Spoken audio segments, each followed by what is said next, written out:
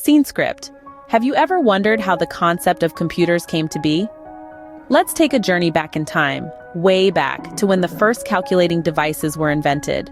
We're not talking about the bulky desktop machines or even the sleek smartphones you may have in mind. No, we're delving into the annals of ancient history, where the earliest ancestors of computers were born. One of the first computing devices known to mankind was the abacus. Originating in Asia over 2,000 years ago, this simple yet ingenious device allowed users to perform complex arithmetic operations. It consisted of a series of rods or wires, each strung with beads.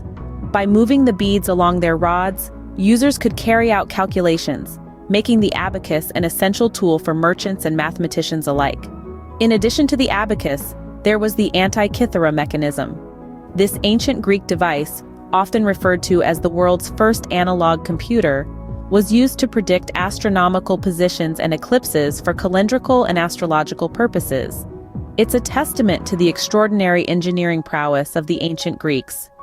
Fast forward to the 17th century, and we see the dawn of mechanical calculators. Blaise Pascal, a French mathematician and philosopher, designed and built one of the first mechanical calculators called the Pascaline. This device could perform addition and subtraction directly, and multiplication and division through repeated addition or subtraction. Around the same time, German polymath Gottfried Wilhelm Leibniz invented a machine that was a significant improvement over Pascal's design. Leibniz's calculator, known as the step reckoner, could perform all four basic arithmetic operations. It marked a significant leap in the evolution of calculating machines. These early devices, from the simple abacus to the sophisticated Antikythera mechanism and mechanical calculators, were the precursors to the modern computer. They represented a primal urge in humans to make calculations easier and more accurate. Each played a crucial role in the progression of computational technology, paving the way for the sophisticated devices we rely on today. These early devices laid the groundwork for the computers we know today. So, when did the term computer start to resemble what we know today? Well, it's time we take a leap to the mid-1800s, where an English polymath, Charles Babbage, was brewing a revolution in his mind. He conceptualized the analytical engine, a mechanical general-purpose computer that was miles ahead of its time. Just imagine, in an era of steam engines and horse-drawn carriages, Babbage envisioned a machine that could perform complex calculations automatically. This idea of the analytical engine was the seed that would eventually grow into the massive forest of modern computing we find ourselves in today. However, Babbage's vision wouldn't have taken flight without the brilliance of a certain mathematician, Lady Ada Lovelace. She saw the potential in Babbage's mechanical marvel and took it a step further. Lovelace wrote an algorithm intended for processing by the analytical engine, earning her the title of the world's first programmer. She foresaw a future where machines like the analytical engine could create not just calculations, but art and music. In essence, she predicted the multi-purpose computers we use today. But the birth of modern computing didn't stop there. Fast forward to the 1940s, when the world was in the throes of World War II. A secret project was underway at the University of Pennsylvania. The Electronic Numerical Integrator and Computer, or ENIAC as it was known, was the first electronic general-purpose computer. It was a behemoth, taking up an entire room, and its purpose: to calculate artillery firing tables for the United States Army. ENIAC represented a significant leap from Babbage's mechanical designs. It was a fully electronic machine, capable of being reprogrammed to solve a vast range of problems. It was in many ways the realization of Babbage and Lovelace's vision. These developments signaled the birth of modern computing. From the concept of the analytical engine to the reality of ENIAC, each step was a giant leap towards the computers we know and rely on today. But how did we move from room-sized machines to the personal computers we have today? The answer lies in a combination of technological advances and visionary thinking. Our journey begins in the late 40s at Bell Labs, where a team of scientists created the first transistor. This tiny yet powerful device revolutionized the world of computing. Transistors were much smaller and more efficient than vacuum tubes, the technology previously used in computers. This meant that computers could also become smaller and more efficient. The impact of the transistor cannot be overstated. This invention was a pivotal moment in the history of computing, setting the stage for the miniaturization of electronic components that would eventually lead to the personal computers we have today. As the 60s and 70s rolled around, transistors evolved into integrated circuits or microchips. These were even smaller and more powerful, allowing for the development of computers that were not only compact but also affordable. Companies like Apple and IBM seized the moment, recognizing the potential to bring computing power into the everyday lives of people. In 1976, Apple launched the Apple I, a computer kit for hobbyists, followed by the Apple II in 1977, a ready-to-use computer which was a hit with both businesses and consumers. Meanwhile, IBM was not far behind. In 1981, they introduced the IBM Personal Computer, or PC, which quickly became the standard in business computing. This period of rapid development and innovation is often referred to as the computer revolution. It was a time when computers went from being massive, expensive, and inaccessible machines to compact, affordable, and user-friendly devices. This revolution didn't just change the face of technology, it changed the way we live and work.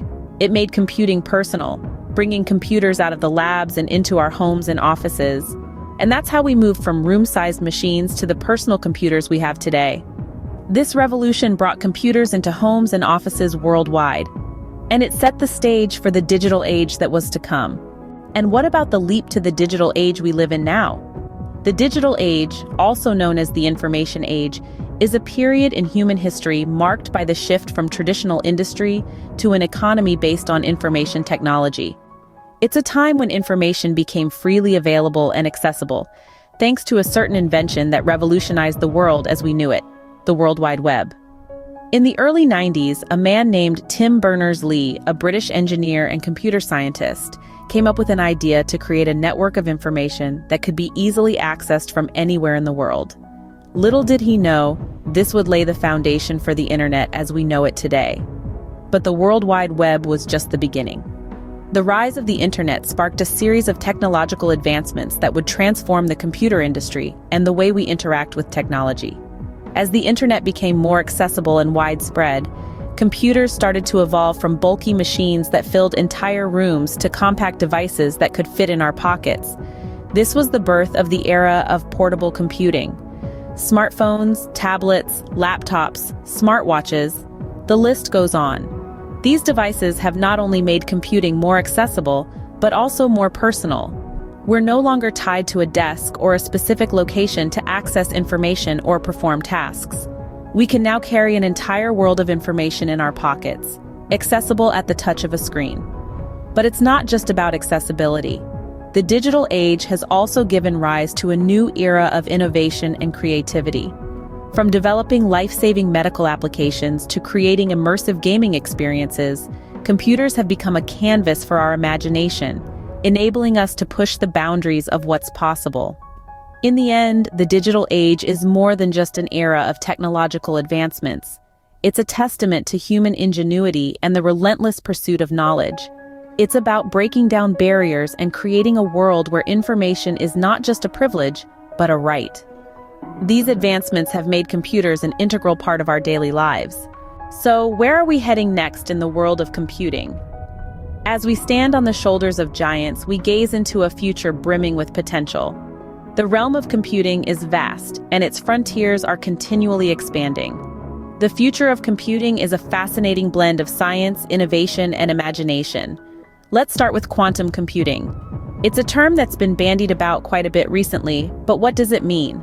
Well, it's a brand new paradigm in computing that uses the principles of quantum physics.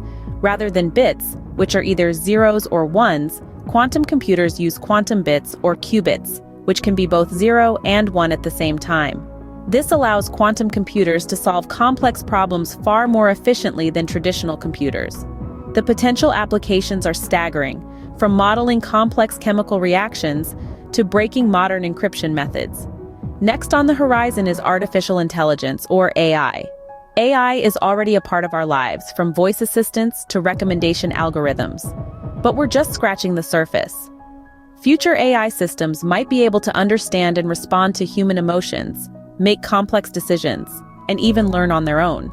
The possibilities are both exciting and a little bit daunting. And let's not forget about virtual and augmented reality. These technologies immerse us in digital worlds or overlay digital information onto our physical environment. They're currently used mostly for gaming and entertainment, but in the future they could revolutionize fields like education, healthcare, and architecture. As we venture forth into this uncharted territory, we should remember that the future of computing is not set in stone. It's a journey of discovery, driven by our collective curiosity, creativity, and ambition.